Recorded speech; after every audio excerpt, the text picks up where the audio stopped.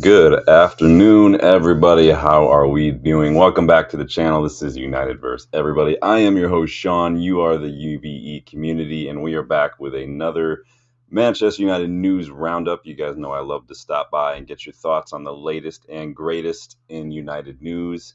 So here we are. Got a little bit to discuss tonight. Not a whole lot going on, but some interesting stuff. Not all of it directly United related, but a lot of it will impact United moving forward. So can't wait to get your thoughts on that. If you weren't able to catch this morning's match preview of the FA Cup clash with Fulham tomorrow, go ahead and check that one out as well. And you can also take a look at the video we did on the ins and outs of the structures, shareholder, all that stuff when it comes to the Glazers' ownership, Sir Jim's involvement, and then what are some ways you could possibly get the Glazers out. We did that video yesterday. Go check that one out as well, but not before you're done here because we got a lot to discuss today. So hit the like button, subscribe to the channel if you are new. We are on the road to 3K. Hit the membership perks to learn a little bit about how you could get involved in the channel as well. Let's get stuck in with some news. First, as always, I got to see who's jumping in early because I got to give a shout out. Box, big up, Box. How are you doing this afternoon? How's everyone's Saturday going? It feels like it's been a long Saturday, and it really hasn't. Just the weather has been nice. Maybe the weather's kind of impacting my sinuses, so it's making me tired. But Cunha seems a liability. Yeah, we're going to talk about Cunha. If you guys couldn't tell, I did throw a little bit of a poll in there for you. You guys go ahead and jump on in there. Lionheart's big up. Good to see you, Lionhearts. Hope you're doing well, my friend. Yeah, lots to discuss today. So some big news today to start out with, and this one was sent to me from Dylan this morning. We've already kind of discussed it a little bit. I want to say it was like maybe 2 months ago. I don't remember off the top of my head, but remember when we were discussing this new proposed rule change that was going to be potentially introduced regarding how long goalkeepers are allowed to hold onto the ball and what the consequences were for that. Remember we talked about if they hold on to it too long, the referee can blow the whistle and award the opposition team a corner directly. Well, it turns out the rule has been officially approved. It will go into effect starting next season. But basically, the rule now says if a keeper holds onto the ball for more than 8 seconds, the referee will award a corner kick to the opposing team. Now, referees must also use a visual 5-second countdown as well to, basically let the keepers know where the time is, because there's no keepers not watching the clock. So referees are going to give them one of these kind of a thing. And that's how it's going to work. So this rule actually replaces the 6-second rule now. So no longer will we do the 6-second thing, but we'll see how that goes. How are you guys feeling about that? I remember the joke was, Arsenal or someplace wanking in a handkerchief. But obviously they've been shit on corners, and it doesn't start till next season anyway. But how are you guys' thoughts on that? Do you guys like that rule change? Are you not, does it matter to you? Do you care? I don't like so many changes. I don't think football was bad to where you need to change a lot of the rules, whether it's offside, handball, now this. I just don't get it. If the referees would just grow a pair, you show a couple more cards for keepers holding onto the ball, then you wouldn't have this issue. Like, it doesn't make sense to me. It's the same way, it's the same as when fouls start getting really bad, because the ref hasn't shown any cards or anything. Like the refs are there to keep 22 men on, or women, or 22 players on the pitch, right? They're there to keep everybody safe. And if you just lose control of the game because you're not laying down a law, it's getting out of hand here. Box says agreed. Too much tinkering. Yeah, the thing that really pissed me off last year was the whole subjective offside bullshit. That was just, I don't see how offside can be subjective. It's ridiculous to me, but it is what it is. The rule will come into effect, and big up Dylan for letting me know that had officially been passed. I didn't even clock that. I remember when we talked about it, it was being proposed. I did not clock that it was being officially passed. So it is what it is. Everybody, you got to justify positions in the league somewhere. So this is part of it, I guess. It's like middle management all over again. So moving on. Why don't we do a scout report? It's been a little bit since I've done a scout report. You guys know I usually jump in like once a week or something with a little mini scout report. So hopefully Danny B's someplace watching, because we are looking at a South American player. Now, he is Brazilian. He's not Argentinian or anything like that. He is Brazilian. His name is Breno Bidon. He plays for Corinthians, and he is a 20-year-old central midfielder. He is Brazilian. And being Brazilian, as you can see, offers a lot of flair, a lot of creativity, a lot of dribbling skills. But what you're also going to get from this youngster is excellent passing range, hard work on and off the ball, and just consistency. Even at a young age, this kid shows up. If you look at like his match ratings over the course of his career, they're just constant. Very good for a young player. Mainly operates as an 8, but he is very versatile. Like I said, brilliant on and off the ball. Can play as a 6. Can play as an 8. Gets high up the pitch as well. Remember, he just turned 20. Player of the tournament in the under-20s Copa Sao Paulo last season, and his goal against America Mineiro was actually called by the journal as like the most beautiful goal scored in that round of the tournament. He cut in just about 5-10 yards outside the box, cut in onto his left, and just ripped one towards the far post. Beautiful, beautiful goal. I suggest go looking that up when you get a second. But already being looked at by big clubs. Corinthians did reject the 15 million euro offer from an unnamed Premier League club. Spurs and Arsenal reportedly have met with his representatives, looking at a move for the summer. Barcelona, Bayern Munich, already reportedly interested. It's clear they don't want to lose him, Corinthians, but Corinthians are also struggling financially. They've got to get their books in order. They've got to find some funds to make up some losses. So a decent offer in the summer might be difficult for them to refuse. Even their fans are split on this because their fans obviously love when youngsters come through. They love what that means, but at the same time, the fans know that for the greater good, sometimes a sacrifice is made. But very good. Looking at his numbers, I mean, excellent pass completion. He's in the 67th percentile with nearly an 86% pass completion. Like top 25% for progressive passes. His successful take-ons are literally top 5% for successful take-ons. Again, there's that flair. But even like I said, his defensive duties off the ball, he's literally in the top half of the percentile ranks for tackles, interceptions, per 90 clearances, blocks. So he's does a shift on and off the ball, which I really, really like. So I like a little bit of that. We need some of that in a system like Amorim's, where a little bit more is required of your pivot. It's not enough just to be, well, I'm a 6, well, I'm an 8, or I'm a 10. You have to be able to do a little bit of everything. You have to be able to show up and do put in a shift on and off the ball.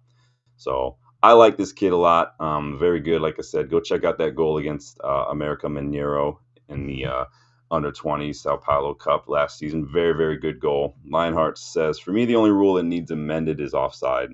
Now with VAR being offside by a toe just isn't right.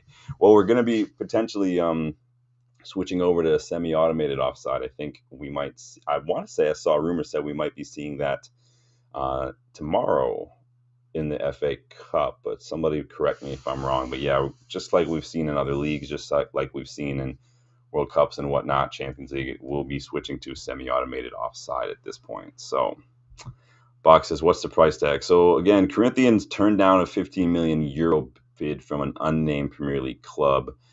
His transfer market has him valued at 8 million euros. I imagine if his trajectory keeps going up, by the time the summer rolls around, again, summer is like middle of the season for a lot of these South American leagues, so it might be a little more difficult. Maybe lock something in for January like we should have done with Sphere Nippon, but it is what it is. But I imagine it's probably going to be upwards of over 25 million. If Chelsea are about to sign some other little teenager for like so much money, I don't remember I forget who it was now. I just saw it today. Like these, I told you guys, the South American market is blowing up. I've been saying this for a couple of years. Clubs are hoovering up a lot of these South American talent now, and it's like there's a lot of good ones out there. Matt Hatter, big up. How are you doing, my friend? Good to see you. Lionheart says, yeah, but it's still going to be a toe. Yeah, I know. It's frustrating. I'm not going to complain too much by the toe because it did save us against Coventry last season, but the offside, I just don't think the offside needs to be that big a deal. I think that honestly, does anybody really, do you guys really feel like you're missing anything at some of like these early FA Cup, Carabao Cup rounds where there is no VAR? Like if you go watch the championship, there's no VAR in the championship. Like, does anyone feel like they're missing out? I don't feel like I'm missing out. I feel like it's just fine. if you're going to mess up calls using VAR anyway, might as well just go back to without it. Problem is they've already invested so much into it, they're not doing it. So plus they're investing a lot in, like we've talked about a few months ago, in training VAR specific officials now. So you're going to have separate officials. It's just dumb. If you have to keep doing more and more work, just like it's just not working. It doesn't work. So Box says, seems a lot of good talent coming out of South America. Yeah, there is a lot of good talent coming out of there. Box says Nico Paz looks very. Yeah, he's in the chamber. We got him in the chamber for scout reports at some point. I have a whole separate slideshow with a bunch of different players. A lot of them are South American for scout reports. I just can only do one at a time. Maybe one day I'll just do like a whole big scout report video on a bunch of random young players. I feel like I do so many of them, but yeah, Nico Paz is very, very good. Lionheart says, we're only playing tomorrow because there was no VAR. Yeah. Yeah, because there's still no VAR at this round, is there? Interesting. I wouldn't mind not having VAR at all for the domestic cups, personally. Not even in the final.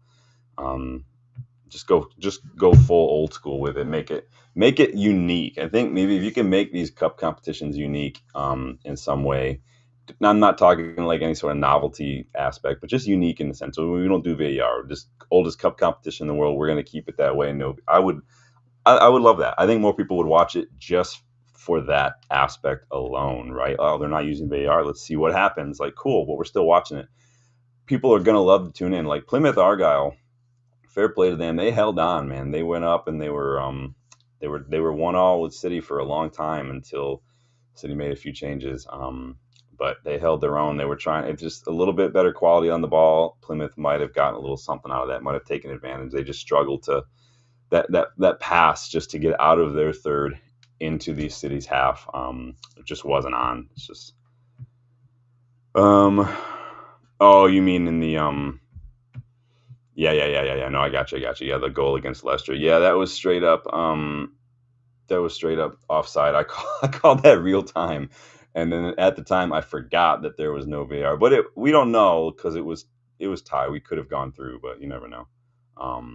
But yeah, that was for sure offside. But if we're gonna get saved by one, I mean, I don't know. VAR has been helpful, but again, it is what it is. I'm not a big fan. I just don't think it's necessary. But what you gonna do? Moving on to some transfer news. So the Turkish journalist that we've been talking about a couple of times now, Yadiz Sabuncuoglu, he is all over the place right now with these Victor Osimhen rumors. He reported today that now it's gone so far as apparently Manchester United have now informed Napoli of their intent to trigger the release clause of Victor Osimhen this summer. So we've got all sorts of rumors these past few weeks, and now we've gone so far as to get a report that we are now fully committed to this. We'll see what happens, of course. Again, this one's still hard for me to believe simply because of our finances. Again, we're skint. We still have PSR stuff we got to deal with. We have to sell to buy again, and we have a lot to do. And we're trying to get rid of the big earners. We're trying to get rid of these are exactly the kind of personalities that amorim doesn't really like in the dressing room. It's contrary to the direction that we're trying to take this in when it comes to wage structure and whatnot. And it's a big call to allocate so much money to one player. And I really hate for that to limit our ability to strengthen as much as we really could in the summer. 75 million release clause, big wages. It's the exact opposite of what we're trying to do. So that's why it's still hard for me to believe this. But maybe there's an opportunity there to use some sort of make weight. Garnacho, maybe Hoyland, I've seen rumored. I don't know. And this is the thing with the release clause. Again, you have to pay it all up front. There's no amortization with a release clause. So if we pay a release clause, that's immediately 75 million just gone. Which again, I'm not fully on board with this rumor. But we talk about it. I don't write it. I just read it. So what do you guys think? You think that that's a possibility? Do you think that sounds realistic? Do you think that we would spend that much on one player? And when we're already struggling right now, we only got a 20-year-old and an 18-year-old in January. Not dissing either of them, but this is where we're at right now. We had to sell McTominay just to get Ugarte. We had to sell Wan-Bissaka just to get Mazraoui. I can't see where we're just going to throw 75 million out there. Box agrees, doesn't think it's realistic. Given everything we've seen so far, everything we know about the club, and everything we know that the club is reportedly trying to move towards, plus what we know about Ruben Amorim, what kind of personalities he likes or does not prefer in the dressing room, all of those literally are stacked against this one rumor from this guy. So Lionheart thinks it's nonsense. This guy's been super, super involved in these Victor Osimhen. Obviously, he's Turkish outlet. Maybe there's something there. I don't know. Maybe there's because he's at Galatasaray right now. But I just find it very, very, very hard to believe. But you guys know what I'm saying. I got to report it. So what are you guys thinking? So far, you guys, 75% of you would still take Cunha at United. Well, we're going to talk about that. So from one big, big piece of transfer rumor business to another, one reported target could be a shrewd piece of financial business as far as PSR goes and as far as our budget goes. And if you even believe that there's this big possible move for Osimhen, and that is Angel Gomez. Caught offside claims Ruben Amorim has given United higher-ups the green light for us to bring Angel Gomez back to the club. Obviously, we've talked about Angel Gomez a couple times. He's available as a free agent. His contract with Lille expires in just a few months. So he's been, he's wanted by a few clubs reportedly. Spurs are looking at him. Liverpool, I've seen linked in the last couple months as well. Reportedly, Ruben Amorim feels that Angel Gomez fits the profile from what he wants in a midfielder. He can play a variety of different roles. He can play in a pivot. He can play as a 10, an 8. He can do a lot. Plus, he got his first England call-up this past summer. So big up Angel Gomez for that. Reportedly, we are ready to reach out to Gomez's camp in order to find out what sort of personal terms, what sort of package he's looking for in the summer to try to get an edge on anybody else who might be interested. Gomez, obviously came through the academy, very, very young. I think he still holds the record for youngest player to debut or something. I don't remember off the top of my head. But obviously he wanted to play more, and I think Mourinho was here at the time, and Mourinho didn't agree. So ended up leaving, spent some time in Portugal, France. But he has stated recently, as far as recently as the fall, that there will always be that sentimental soft spot for United. So of course it'd be difficult to say no. So I think maybe, you guys know I like Angel Gomez. He had a little bit of an injury recently, so I like to see how he bounces back. But I like him a lot. Now some of you are gonna go on about his size because he is a smaller guy. He's a smaller guy, but I think because he's shown that he can be press resistant, he can create space for himself. He's good enough on the ball. He's a really good playmaker. But we'll see. I think I like the fact that he will be free. I think that helps us a lot. It's an opportunity to strengthen for cheap. So Lionheart says, yeah, bring him back. I was so disappointed when he left. I don't remember, it's always a bummer when an academy player does, in his case especially, wants to leave. It's different when maybe they're not quite good enough. We get that, but it was always a case of what might have been, right, with Angel Gomez. What might have been had he stayed? Would he have done well? Would he have endured all the changes in managers that we've gone through that we've seen cause other players to struggle? It is what it is. Matt Hatter says, at this point, I would keep Højlund, bring in Cunha. I'd rather have a player already used to playing in the Premier League. Yeah. Well, I mean, we're going to talk about Cunha shortly because there is a reason I ask. I asked the question, if you guys haven't watched any of the matches today. Lionheart said Scholes wasn't tallest. No, Scholes wasn't the tallest. And it doesn't mean I feel this way. There are a lot of people who use, Lisandro Martinez's height against him. A lot of people who think that that height, strength, pace is what you need in this league. And I don't necessarily agree. We've seen lots of players do well. How many players when Juan Mata was at Chelsea, wasn't he their player of the season? David Silva is another one. Bernardo Silva. I just got I had a Boston actor, Bernardo Silva. Another one. Don't have to be tall just to be good, just to not get mullered every time you step on the pitch. I think that I like Angel Gomez a lot, but it's not up to me. But if the report is to be believed, Amorim likes him as well. But yeah, Scholes on the tallest. I'd argue Scholes got that dog in him though. Lionheart says, oh wow, I just got an ad on the live stream. The channel is going places. Yes, the channel as you guys get involved, as you guys help the community grow, the channel does grow, and as part of that, it will probably start to get ads. Obviously, I can't see what you guys see. I see myself on the screen, but I don't see the ads and stuff. So apologies if you do get. I don't have any control over that. But it's if it means the channel is going places, Lionhearts, because you guys are taking us there. This is all you guys. You guys are the fuel. You guys are the map. You guys are the heading. You guys are everything involved in where this channel grows. I'm just here to throw out the topics and start the conversation and put the cool ticker on the screen. See it down there? That's all me. I'll take credit for that. Other than that, this is all you guys. This is your channel, like I always say. But yeah, let me know what you think about Angel Gomez. Would you have him back at the club? Would you want to? I just, again, free, similar to Jonathan David, Olivier Bichali. These are three players in positions that we're going to need that are free. And I think that is just too good an opportunity to pass up right now, especially. Bichali, left-sided center back, leader, experience. Angel Gomez, central midfielder, really good playmaker. Jonathan David, clinical goal scorer, free, good age, experience. I mean, what's not to like? So, but moving on into Lionheart says, right, but you're the engine, Sean. I mean, I play a part. And I appreciate that, Lionhearts. I play a part. But really, without you guys, the channel is nothing. Like Sir Alex said, like without fans, football is nothing. It's just, or not Sir Alex, Sir Matt Busby. You guys are who you are, and you guys are the channel. So this is you guys are the heart and soul. But I do appreciate that. Potential outgoing news. This is coming from Tutto Mercato Web. They report that United have put a 50 million price tag on Anthony.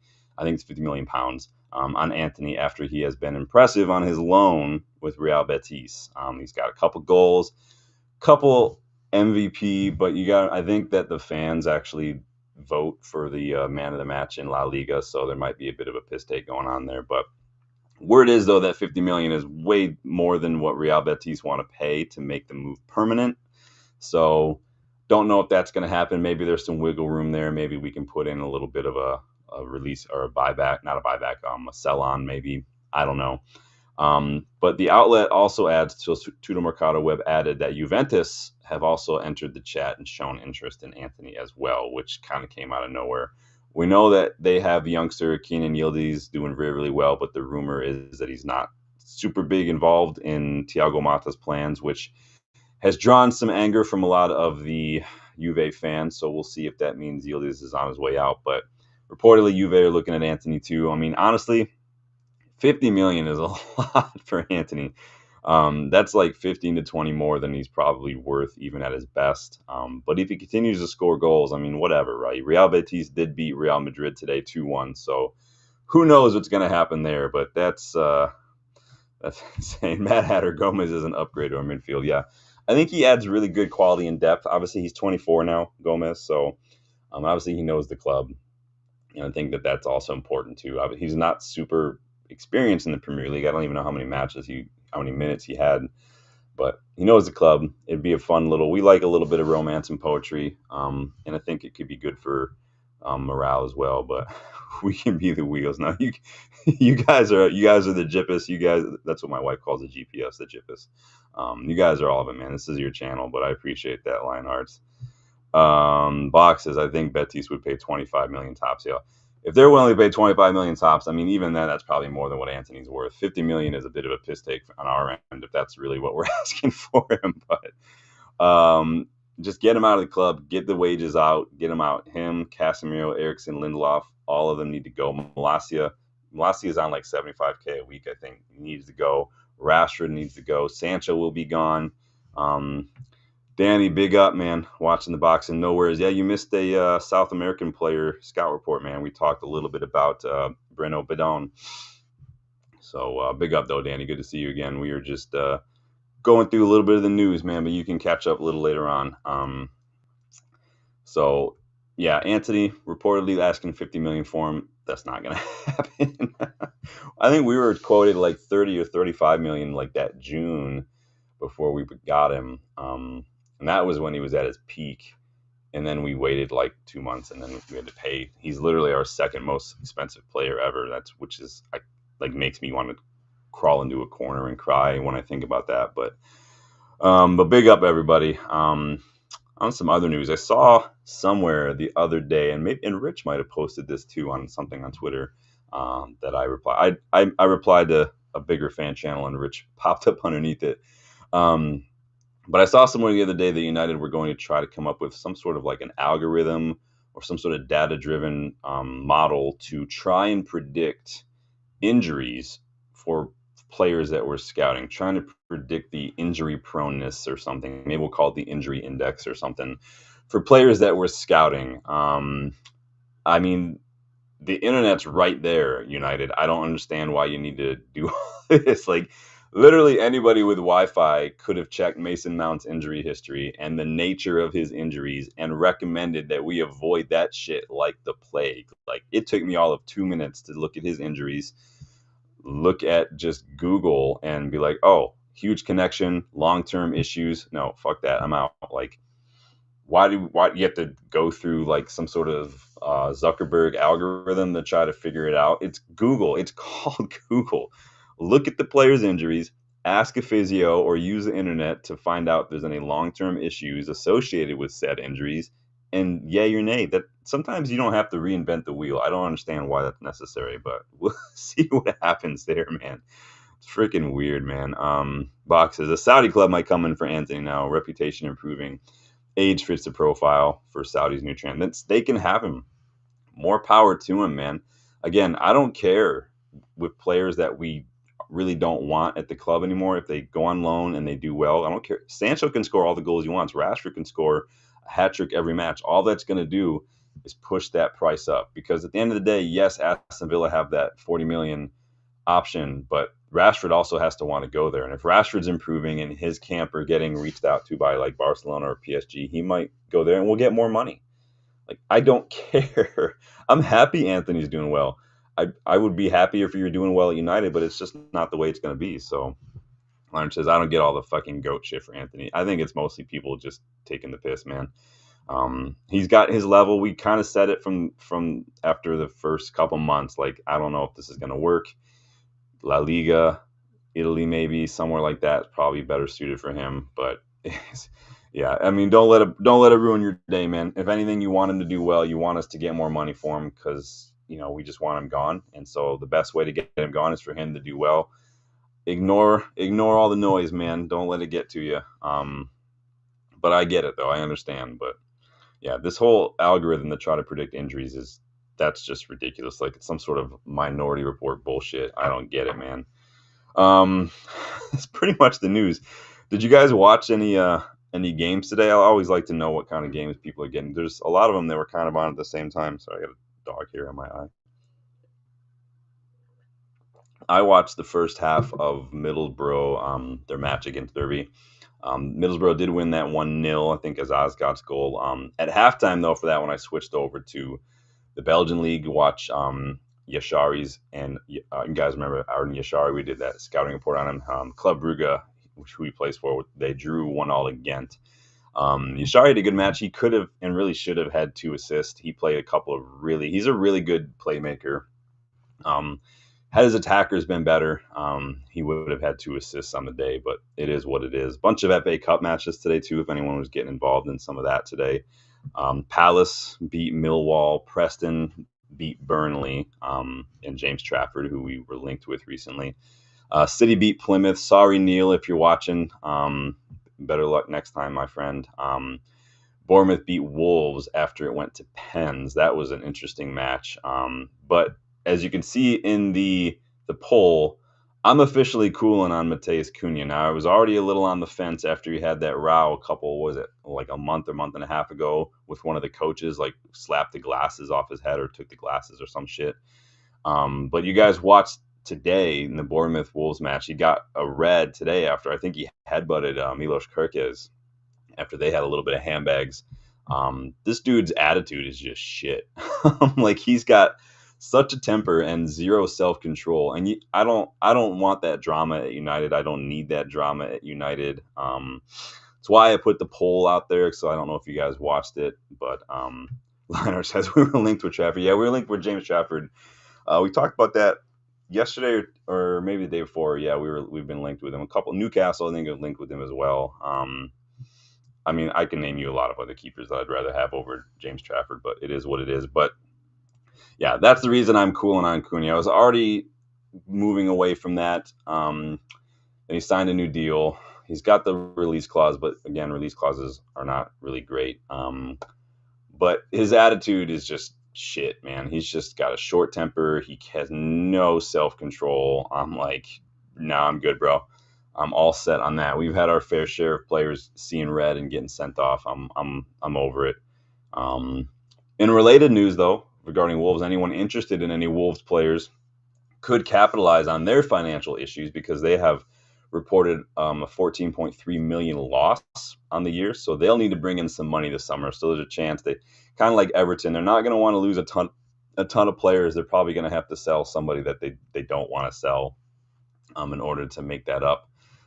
So could get a little bit of a cut price deal if you're willing to look at one of those players. So it might be whoever gets there first, whether it's Nori, who I saw Arsenal linked with, Cunha, for instance, João Gomez. You know, if anyone's interested in João Gomez, I like João Gomez a lot. But speaking of, João Gomez and Carlos Baleba are tied in the poll for midfielders that I should sign in my FC25 career mode that you guys are in charge of. So tiebreaker needs to be done.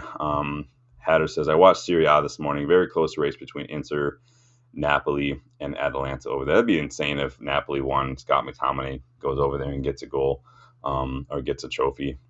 It'd be so funny if McTominay got a league title before Harry Kane did. I would laugh my ass off. But yeah, Wolves, financial troubles. They could be forced to sell some players. Lionheart says, Cunha, could we actually afford him release? We could afford him. We just can't. I don't think we can afford release clauses, but I don't want him anymore, man. He's such a little temper tantrum baby. I mean, the guy, I can't hang with that, man. I'm like, it's mostly because of my pet peeve. Like, adults need to just act like adults. Like, that's like such a pet peeve of mine when people can't act their age. Gets on my nerves. And maybe that just maybe that's just because I'm old. I don't know, but I'm like, bro, you know what kind of person lashes out like that is children. That's what children do when they get upset, they lash out. So I also watched most of the Atletico Madrid versus Bilbao match as well. Atletico won that 1-0 thanks to Julian Alvarez, who, if you remember, Ralph Ragnick recommended during his time at United. We could have got him for super cheap, but no big deal. Just United doing stupid-ass United things back then. We all know that. Same with Caicedo. Yeah, Conor Gallagher. I know that Chelsea needed some money, but they really should have kept Conor Gallagher, honestly. I don't get what they were doing there because they love him at Atletico. He's a good player. I remember when he was on loan at Palace. He was Palace's best player that season. He was immense. Again, he's another one who kind of struggled because of all the managerial changes going on at Chelsea. And so I think that probably should have been a factor. I get homegrown. They needed to make a sale. They needed to raise money because they only have so many hotels that they can sell. But it is what it is. But they did win that 1-0. Atletico are now top of La Liga. They're 2 points ahead. I think Barca play tomorrow. So Barcelona could go 1 point top of the table, but it's interesting. I would love for Simeone to win another La Liga. I would love. I think he needs that. I think that would really put him up there in terms of managers. Because what does he have? Like a Europa? I think he's got like a one La Liga. I don't remember if he has any like Copa del Rey or anything, but I don't know off the top of my head. But he's been there for a minute. And he's changed around their tactics. Obviously, they used to be known for like this 4-4-2, but he's switched to like a back three in recent years, and he's doing really, really well. But Brock says the pressure will be even greater at United, and he could lose his cool easily. Yeah, I like Cunha as a player, but you can't just compartmentalize the attitude from the ability, because he did score an absolute worldie today, but at the same time, you can't be headbutting people, dude. Come on. Robert Reed, welcome back, says, what up, people? Went to my son's indoor game today. He scored. Big up, striker. He dogged it, but still gave more effort than 90% of United. Sign him up. Nice. Big up to your son, man. That's awesome. Yeah, indoor is a good time. I like. I'll offer to sub in for like my buddy Justin's team. I played not this week. The week prior, I played. I jumped in goal for like a half. I might go this week because the game is a little earlier this week. So if I can get my client to stop talking early enough, then I can definitely go. I'll just put on all my gear and shoot right over. It's like a 15-minute drive for me to go over there though. So, but big up your son, man. That's awesome to show you're proud. I hope you're better at it than my dad was. I did not like when my dad was present. My dad doesn't know anything about football, but was always yelling and thinking that he knew what was going on. But big up, man. That's awesome. Great for your son. I'm sure that made him feel great. But that is pretty much it for the news. Like I said, not a ton. Quick little news update today, but I did want to get your thoughts on some of that. Obviously, the rule change for the goalkeepers holding on to the ball a little bit more. United supposedly looking at bringing in Angel Gomez on a free after Ruben Amorim gives his seal of approval. We've got reports from that Turkish journal, Yadis Sabunçoğlu, that we have told Napoli that we're going to trigger Victor Osimhen's release clause. So we'll see if there's any truth to that. I still can't see that. We don't have the money to do that. And it goes against everything that we're trying to do right now in terms of getting the structure under control. But stranger things have happened. Robert Reed says he's a bit small. Angel Gomez, he is smaller, but he's very good. He can play a variety of different roles. Really press resistant as well. I like press resistance in midfield. We need players who can hold on to the ball amidst pressure, amidst congested midfield, and create space for themselves, which I really like. Kabi Manu is very, very good at that. But Angel Gomez is free, and he's a very good midfielder. He's experienced now, so we'll see. Don't have to be the biggest like we're talking about. Guys like Juan Mata, David Silva, Bernardo Silva, these guys have all done really, really well. And then you've got, even in Europe, Messi, Iniesta. If you're good enough on the ball, if you create space for enough, if you know how to use your size, your low center of gravity to ride challenges, to stay upright, you can have a bit of advantage in some areas. Obviously, he's not going to be winning any headers anytime soon, but it's fine. Robert Reed says, and he's homegrown. Yeah, we love an academy player. Obviously, just maybe sometimes it's just timing. So we'll see. But that's going to do it for me. Hit the like button for me, please, you guys. Sorry again about the ads. I didn't realize that those were running. I guess the channel is growing a lot quicker than I thought, but that's because of you guys. You guys are just the best community. So happy to be part of it. So happy to get to interact with you guys and chat about United as always. But subscribe to the channel if you are new. Check the membership perks to learn how you can get more involved with scouting reports, topics that we discuss, and even learn how to join in virtually in future shows if that's something you're ever interested in. But thank you guys for stopping by tonight. Enjoy the rest of your Saturday. Hopefully we'll be back either late Sunday or Monday to chat about a win. Hopefully we'll be talking about, who we're drawing in the next round. Just if it's another Manchester Derby final, like let's say hypothetically, I don't know how you guys feel about that. Is that a great thing? Is that just an annoying thing or what? But we will see. We'll be back to talk about that match. So big up United. Hopefully we get a win, and hopefully we just keep our FA Cup defense going. So thanks, guys. I will talk to you later. Bye.